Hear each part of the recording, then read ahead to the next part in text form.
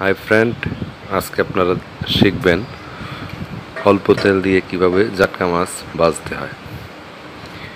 তো প্রথমে মাছের সাথে হলুদ, মরিচ, লবণ এবং পেঁয়াজ পরিমাণ মতো মিশিয়ে নেবেন।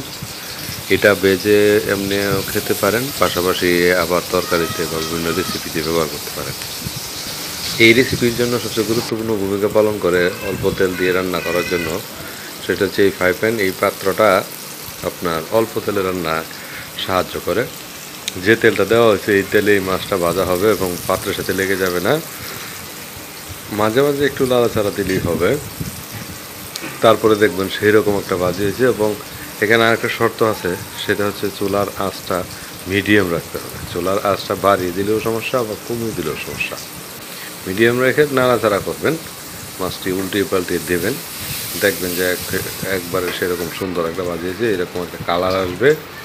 তো এটা চাইলে ভাজির পরে আপনারা এইভাবেও খেতে পারেন, অথবা আপনারা বিভিন্ন রেসিপি তৈরি করতে পারেন। আমরা এই যে সজনার রেসিপিতে এটা ব্যবহার করেছি। তো এটার খাবারটা অনেক সুস্বাদু, অনেক সুন্দর ঘ্রাণ ছড়ায় এবং সেই টেস্ট, সেই স্বাদ।